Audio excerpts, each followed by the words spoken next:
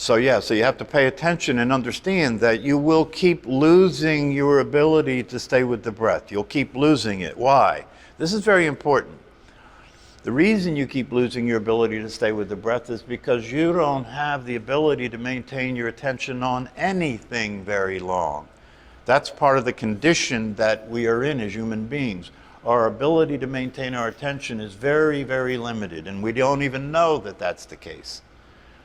We have to have a good movie on TV to be able to keep our attention occupied, right? We can't give our attention to anything that doesn't entertain us enough to keep it, right? Or we don't give our attention to anything that doesn't draw our attention because it is painful, or draw our attention because it's pleasurable. These are the things that we pay attention to. We pay attention to the things that take our attention, and we never realize that we really don't have much of an ability to give it and maintain it at all. And so if you're going to be an airline pilot or you're going to be a race car driver, one of the things you learn to do is pay attention. Because if you can't pay attention, you'll die. Right? But most of the rest of us can get through life without paying much attention, because we live in a world of technology, and we live in a world that's set up so that you can get away without paying much attention at all. You can get through life without paying much attention at all. You can drive your car without paying much attention at all. In the beginning, when you first learn to drive a car, you have to pay attention because you don't know what you're doing, and you'll get killed, right? But once you drive a car for a while and you know what you're doing, and it's such a habit, it's such something that you're used to doing all the time, that now you can drive your car and not pay attention to driving your car. You can drive your car, listen to the radio, text, talk to other people, right? That's one of the reasons they could get away with putting these computer screens in front of you now in the new cars, right? You have this computer screen, right? They can get away with doing that because they know that you can be distracted from driving your car and drive your car safely. Yeah, because what happens when you learn to drive a car is your brain learns to drive the car, and once your brain knows how to drive the car, it doesn't need you anymore. It can drive the car and you can pay attention to something else, right? So that's an example of learning to do something that doesn't require your attention all the time. And then there's a whole host of other things that we do that doesn't require our attention all the time, like thinking. Thinking doesn't require your attention all the time. And you think that you're aware of what you think. But it's another example of being asleep. It's another example of not being conscious and aware of what's going on, because most of us go through our day without really paying much attention to our thoughts, without really paying much attention to the voice in our head. And the voice in our head is what we consider to be us. Well, I don't have to pay much attention to what I'm thinking because I'm the thinker, right? Why do I have to pay attention to what I'm thinking? I'm the one that's thinking the thoughts, right? That's an illusion, and that's a misunderstanding, and it's the source of a tremendous amount of suffering. The fact of the matter is that you are not the voice in your head. You know, when I say that, it's like I can't believe that that's something that is so odd and so unusual for people to come to understand. But it is. It is. Most people have absolutely no idea that they're not the voice in their head. And it's the source of all kinds of suffering and trouble. Why? Because the voice in your head tells you to do stupid stuff, and you follow it, right? The voice in your head talks about you in a negative way, and you let it get away with it, right? And it's worse than you letting it get away with it, because you feel guilty, you feel bad about yourself, because you feel like, if I'm thinking those thoughts about me, I must be really crazy. This is really the case for most of us, right? You don't go around telling everybody what goes on in your head. You don't want them to find out, right? It's bad enough that you have to live with it, right? So this is about learning to wake up and realize that you're not that voice. And if you realize you're not that voice and you can learn to pay attention to that voice, it will save you a lot of suffering and a lot of trouble. Because when that voice tells you that what's happening shouldn't be happening, when that voice tells you that the person that you love is somebody you have to be careful with because they're mistreating you now, and maybe they're the enemy instead of somebody that loves you, that voice in your head talks to you all the time and tells you what's going on. And if it was an accurate observer of what was going on, it would give you better information. It would give you better instructions. But it doesn't do that. It tells you to do things that don't work. And it repeats those patterns over and over again. If you pay attention, you'll notice that the things you get upset about are patterns, right? You get upset when you're driving your car and anybody cuts you off. You get upset when anybody who you're close to tells you that you're wrong, don't you? Yeah, you don't want to hear that, right? The other day I was in the living room and I was looking out the window to the deck and I looked up at the ceiling and there was a crack. This is just a little example of what goes on all the time. And I looked at my wife, she was sitting in the chair, and I looked at my wife and I said, "Oh, is there a water leak in the ceiling?" And she looked up at it and she said, "No, that's not a water leak. There's no stain there. If it was a water leak, there'd be a stain there. That's just a crack." And I got upset. I got upset because she's telling me I don't know what I'm talking about, right?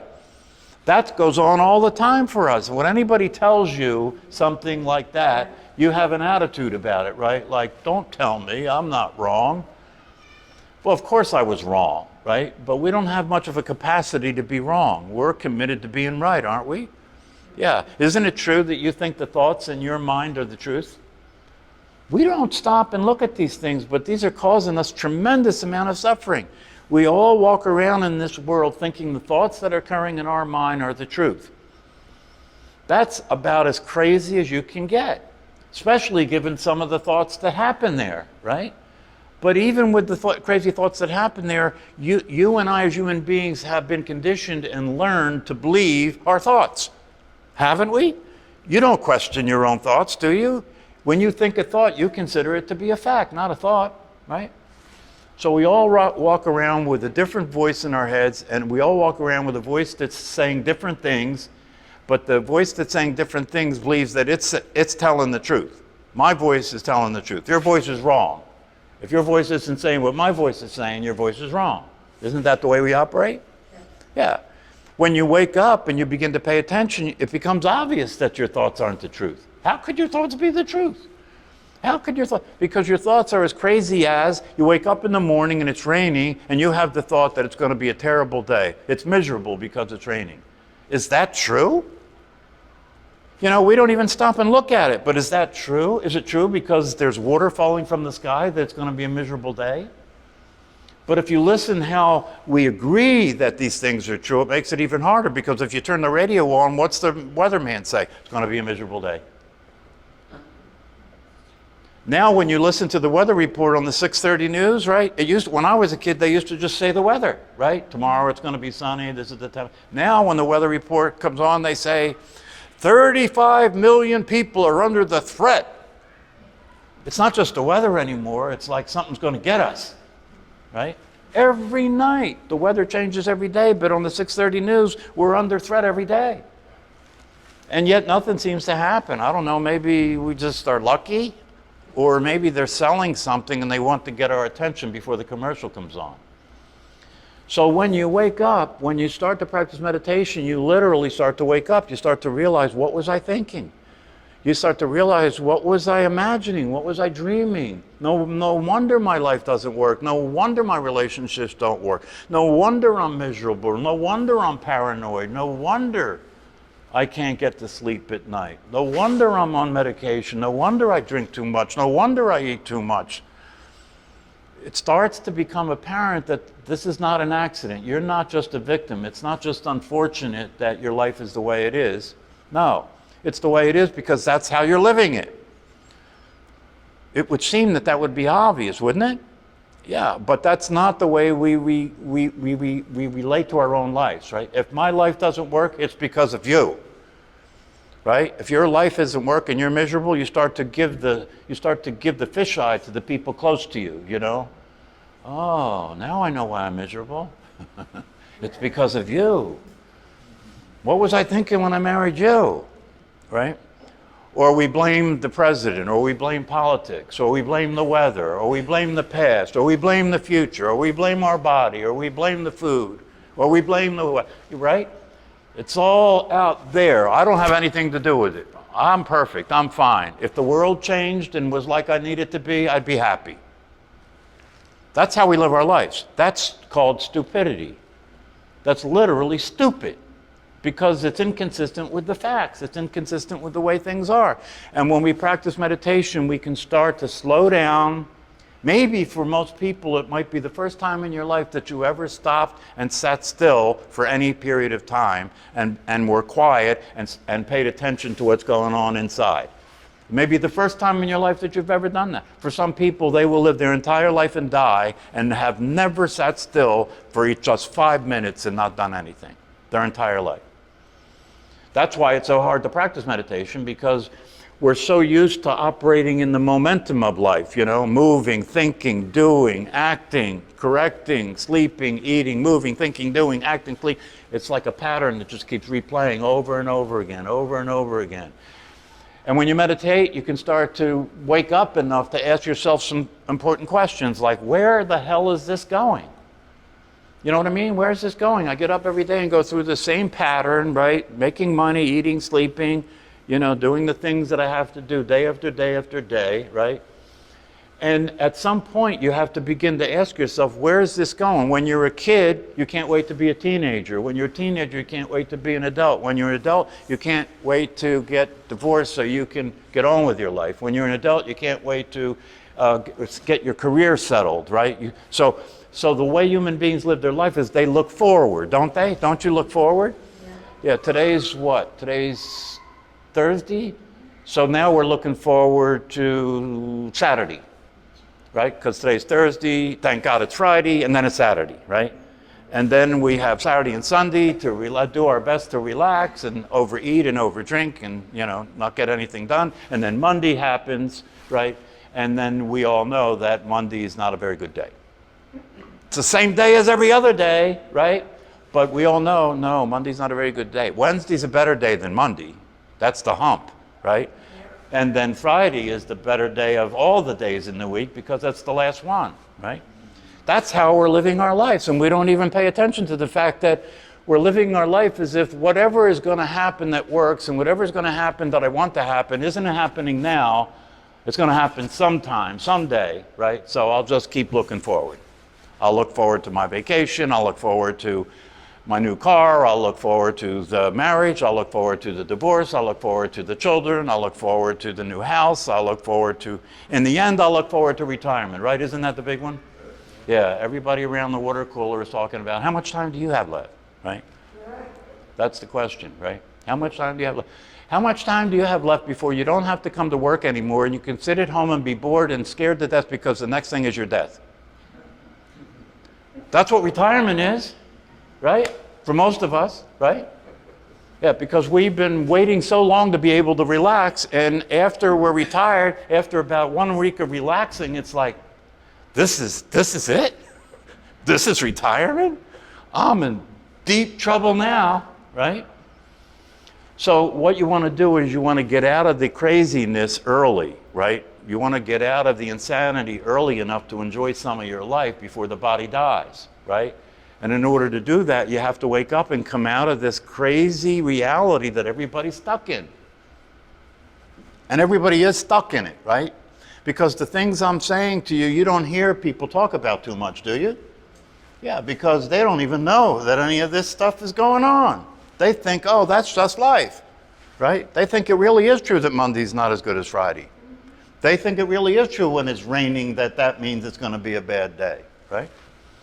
And so we're stuck in this condition. We're stuck in this mental state that we got learned to be this way.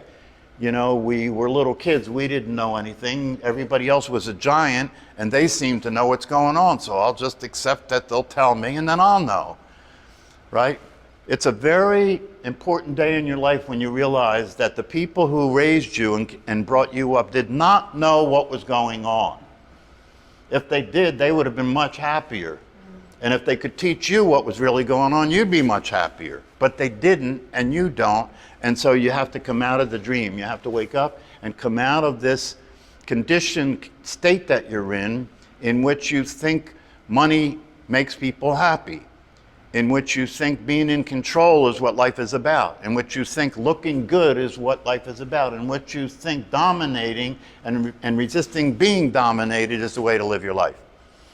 In the meantime, you're miserable, right? But you're justified. You're miserable, but you're justified, right? You're miserable, but you are doing everything you can to survive. You're on prescription medication. You're having difficulty sleeping, but you're working on that one. And you are watching a lot of TV, and you're eating processed food, and that's your life. That's your life. If most people were going to be brutally honest, they would admit that their life doesn't work. Really.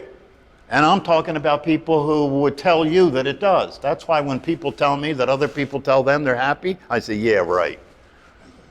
That's the right thing to say, that's all. Right? People don't go around saying, oh, I'm really miserable. Are you miserable? I'm miserable. People don't do that. No, they go around saying, oh, I'm wonderful. I got a house at the shore. I got a lot of money in the bank. I got a new car, I'm really doing great. In the meantime, the secret they're keeping is that they're miserable. Because no matter how much money you got, no matter how many new cars you got, no matter how many houses you got, no matter where you travel in the world, you're taking your sick mind with you. Your sick mind will do what it does to everything. It turns it into shit. Doesn't it? You had a new car. You loved it. It made your life worth living, right? Right? A year later, you hate the car that made your life worth living because it cost too much to maintain the goddamn thing. And you realize you could get from point A to point B without it costing you a fortune. When I'm on the road and I look at these cars, obviously the two things that people give most of their money to are your house and your car, right? And most people identify with their house and their car, right? If I'm successful, I have a nice house. If I'm successful, I have a nice car. If I'm worthwhile, I have a nice car and a nice house. If I'm really worthwhile, I have a nice car, a nice house, and a nice bank account, and I don't have any problem telling you about the whole thing. So you'll know that I am good. I'm successful, I'm attractive, and all the rest of it, right? In the meantime, behind that, every night when I close the bedroom door and put my head on the pillow, I'm terrified. Because now I can lose everything that I have, right? And now the car that I had bought 2 years ago that made me feel good isn't good enough now. Now it's the newer car that would make me feel good. And it's amazing to me how the kind of trades that people are willing to make. If you look at the cars on the road, I find it amazing to look at, when you're out on the road, look at the cars on the road. Look at how new they are. Look at how expensive they are, right? I mean, the electric cars are coming online now. What's an electric car cost? 60, 70,000, right? But there's more and more of them around, right? It doesn't mean there's more and more money around. It means people are willing to go in debt more and more to have what there is to have, like an electric car, right? Yeah, so there are a lot of people that don't have a decent bed to sleep in, but have a Cadillac, right? Because you're told, according to the commercials that you watch that are taking advantage of your vulnerability, you're told that if you want to look good, if you want to be happy, if you want your life to work, buy this car. And you don't have to wait, you can do it right away. As a matter of fact, if you come now and buy it, we have a special deal for you. You ever notice a special deal is every day? It's like whenever the Ray Moore and Flanagan commercial comes on, I say to my wife, I'll bet you they have a sale. And I'll bet you they deliver for free. And I'm always right. Their stuff is on sale 24/7, right? But they're using you. They're using you, and your own mind is using you. Your own mind is using you. It wouldn't be a mistake to say that something is using you as its host. Something is using your body as its host. Somebody's using your mind as its host, your brain as its host, your life as its host. Something is using you to live its life, not your life. Yeah, something is using you to live its life. What is its life? Its life is about seeking pleasure, avoiding pain, looking good, being in control, having what you're supposed to have according to the television, right? And doing all that in a state of mind that could be accurately called a pretense. Most people's life is a pretense, right? Do you know what the definition of that word is, pretense? Fake. It's an important word, right? Fake? Fake? It's worse than fake. But, you know, that's you're headed in the right direction. A pretense means that you're acting as if something is true that's not true. You're acting as if you're happy when you're miserable. You're acting as if you're satisfied when you're not.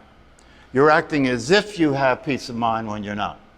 You're acting as if you're comfortable in your own body when you're not. And your life is a pretense. Your life is about pretending all the time. You get up in the morning, right? And the first thing you do is put your face on, put the mask on, right? Put the face on that you're going to show the world because you don't want them to see what's really going on over here. If that was the case, you'd be crying a lot, right? Yeah, so meditation is a way of waking up. It's a way of coming out of the sleep. It's a way of coming out of the dream. It's a way of starting to be present in your life and see what's really going on. And only then do you have a chance. If you don't see what's really going on, if you're not paying attention, there's nothing you can do. But through meditation, you start to wake up and you start to realize that it's possible to be aware of this voice, to pay attention in such a way that you know what it's saying, and when it's crazy, you don't listen. When you thought it was you didn't have a choice, right? When you thought it was you, you're not going to question yourself, right? But when you know it's not you, if you just practice paying attention to the voice in your head, you'll notice it's not on your team. It's not telling you to do the things in your best interest all the time. It'll tell you to eat that piece of chocolate cake in the refrigerator, even though you know better, right? It'll tell you, oh, go ahead, you know. It's just one piece of chocolate cake. You can go on a diet anytime. Why deprive yourself? There's enough things that you put up with all day long. Have the cake. So you give up and you eat the cake. And right after you finish the last bite, the voice, same voice in your head says, you shouldn't have done that. Why did you do that? Don't you care about your health? Don't you care about your body? Are you such a weakling that you can't stop eating sweets? And then when that happens, you think, oh my God, I must be crazy. Oh, that same voice told me to eat the cake and now it's blaming me for doing it. Then you get guilty, then you have the guilt. Well, that's what I just said. That's how you feel when the voice tells you that you're no goddamn good. And you're like me, you're like nobody else. Those kinds of phrases get stuck in the programming up here. You know, if you were brought up by a mother like my mother, who always used to tell me, who do you think you are? That was her favorite phrase to me, right? And I had no idea that, 35 years, 40 years later, right, as soon as I'm in a situation that is testing my ability, guess what the voice says? Who do you think you are? So the phrases in your head come from when you were a kid, when people said things to you, and you didn't know any better. You just believed that must have been true. At that time, I thought to myself, yeah, she's right. Who I think I am? I don't know who I think I am. What do I think I am? Because she was telling me, don't think you're something you're not, right? You'll see. She said to us when we were kids, and my father said the same thing, you'll see. Wait till you grow up. You'll find out how hard life is. You think it's easy? You'll find out how. Well, what I did as soon as I got old enough is I made that my commitment to life, is that my life is about proving to my parents that life isn't the way they said it was. That became my life. It worked because I was the first person in my family to go to college. I was the first person in my family to get a doctorate degree and become a professional psychologist. I did that to make my parents wrong. No wonder I wasn't really satisfied by the accomplishment, right? Because I did that to make my parents wrong. See, when you wake up, you can start going back and realizing that you gave a lot of your good energy away, right? Instead of doing that to make my parents wrong, how about doing that to make me satisfied? How about doing that because I could do it and because that's the way you should live your life? You should make the most of your life. But I couldn't see it that way until I woke up, and I woke up by practicing meditation.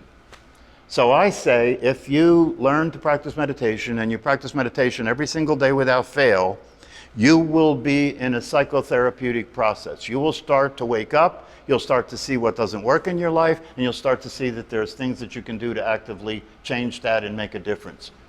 You can have a life that works. It doesn't matter what your past was. It doesn't matter your nationality. It doesn't matter what your age is. If you're breathing, you can have a life that works. And meditation will allow you to see how to do it. Yes? Okay. The thing about meditation that makes it unique is it's not about control. Control is what we're obsessed about. We are obsessed with control. We try and control everything, don't we? Right? Okay. It doesn't work. You can't control life, can you? Life will happen the way it happens, no matter what you think about it, right? And you can't control thoughts either, by the way. That's another thing that's part of these teachings, right? You think you're the thinker of the thoughts, right? But if you pay attention, you realize, no, I'm not the thinker of the thoughts. Not only am I not the thinker of the thoughts, but I have nothing to say about what happens there. Thoughts just happen. Thoughts just happen. Okay? And when you practice meditation, it's not about controlling the thoughts. It's not about controlling anything. It's about letting everything do whatever it wants to do, right? But what you do have control over is what you pay attention to. That you have control over. And when you practice meditation, what am I telling you what the practice is? The practice is moving your attention from thinking to being aware of breathing. That's the practice, right? So you're asking me what to do? That's what you do. Meditate. Meditate. Before we go to sleep? Meditate before you go to sleep, and if you wake up and you can't sleep, meditate then too. Oh, okay. Yeah. Use the opportunity, and the opportunities that are presented to us to practice meditation is anytime you're upset and your life isn't working, meditation is a way that you can slow down, sit still and pay attention and see why it's not working.